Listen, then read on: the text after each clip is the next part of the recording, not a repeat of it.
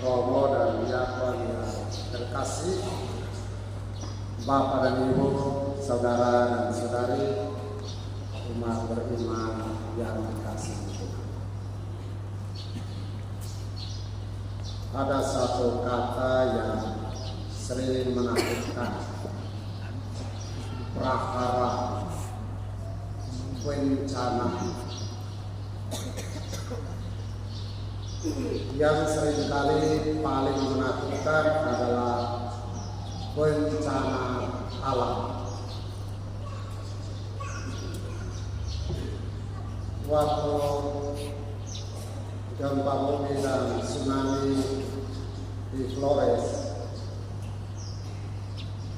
tahun 1992 bulan Desember tanggal 16,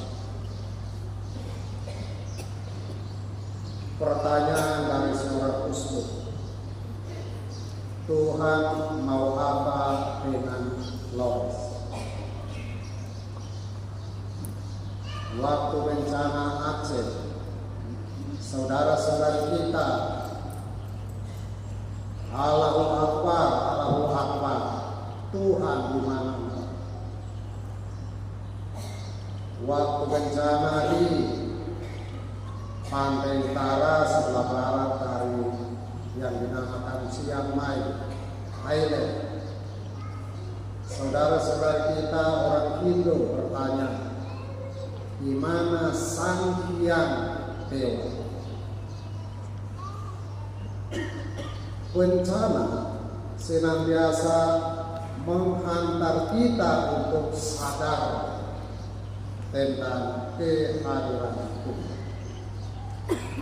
Dan persis lewat bacaan-bacaan suci hari ini, kita diharapkan sebagai orang beriman, karena Injil Markus adalah Injil yang ditulis pertama kalinya kurang lebih pada tahun 80 untuk membina iman umat yang baru mulai terbentuk, untuk membaca kembali apa yang dinamakan jejak-jejak kehadiran Allah. Pada waktu itu mereka yang paling dekat dengan dunia kitab suci, dengan kisah-kisah para rasul yang ditinggalkan untuk generasi pertama kekristenan, jadi sangat sekali dalam kehidupan mereka, begitu banyak mujizat yang dilakukan Yesus.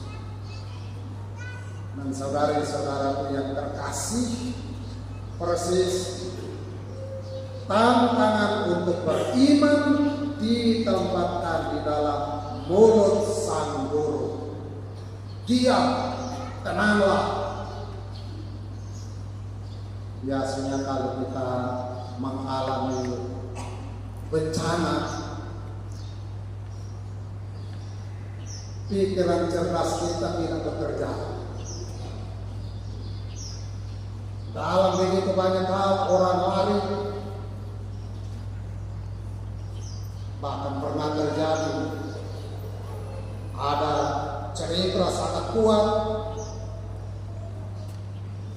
mereka yang dari Gunung Merapi di ketinggian kurang lebih dari Yogyakarta, orang katakan tsunami tapi mereka lari ke pantai.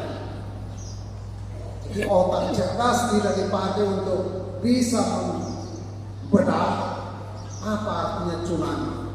Tsunami itu orang harus lari ke gunung. Tapi karena mereka dalam keadaan panik, orang bilang tsunami, mereka lari ke pantai.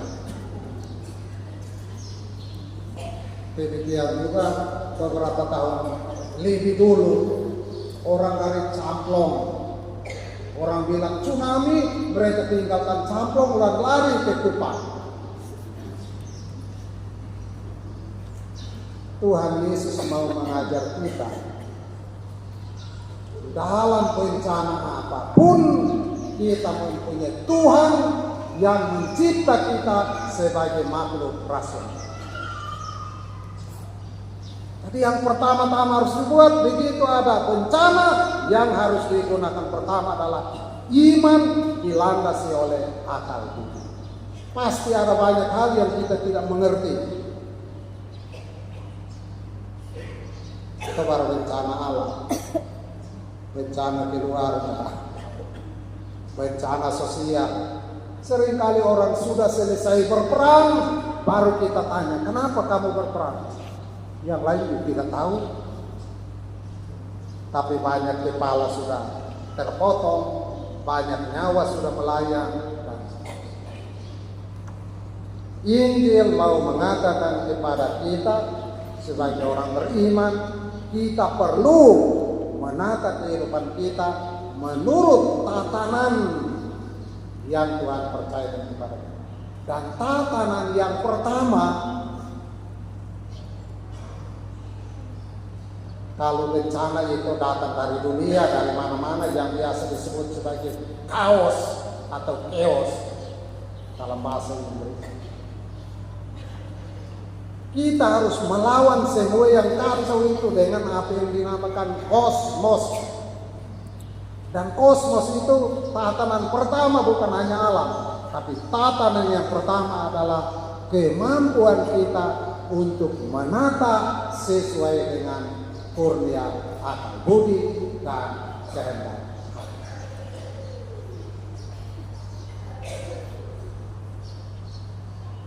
Para murid dalam keadaan panik, mungkin Tuhan Yesus paling menjadi tempat terakhir untuk mengadu. Tuhan, Tuhan, bangun, kita binasa.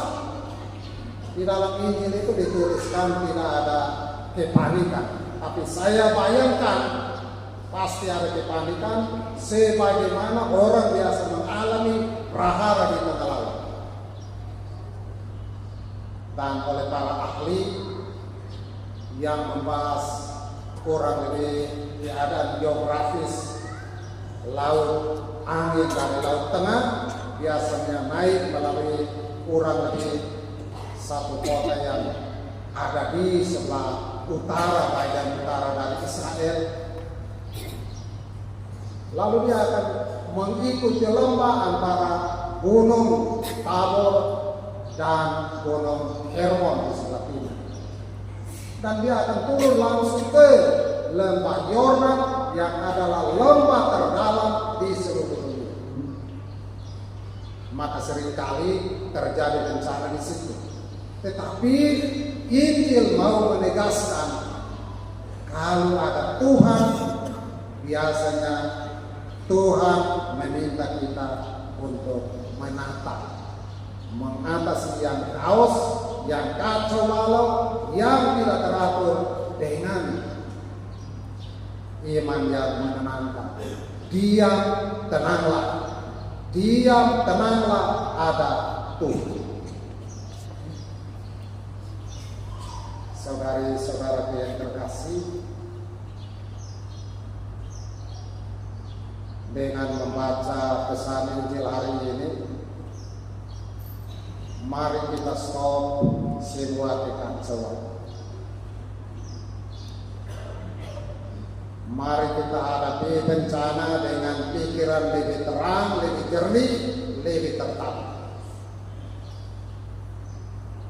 Sebagai bangsa, salah satu bangsa yang paling mengalami bencana di dunia, Indonesia tidak akan luput.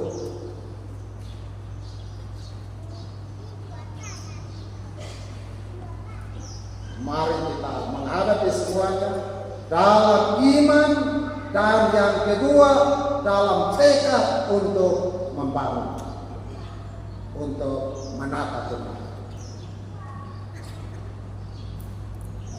Banyak bencana yang belum kita tahu.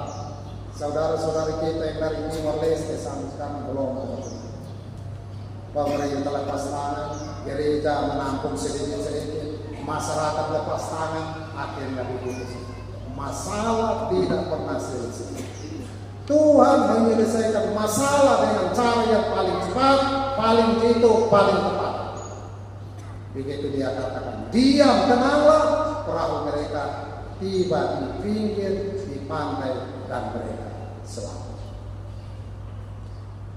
Mari kita belajar untuk menata kehidupan dengan cara yang seperti Tuhan lakukan.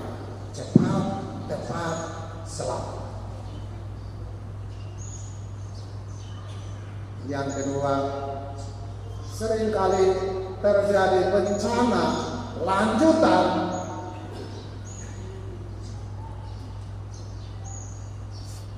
kalau kita membagi bantuan untuk orang-orang yang terkena bencana. Sesudah itu timbul orang kaya baru. Mereka tidak menyampaikannya kepada yang kena bencana, tapi menampung untuk diri sendiri.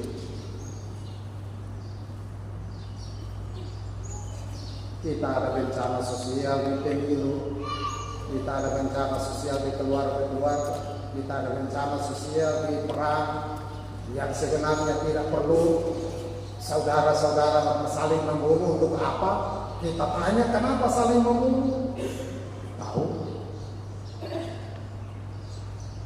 Suami dan istri di rumah, piring, sendok, gelas sudah hancur. Kita tanya kenapa semua hancur?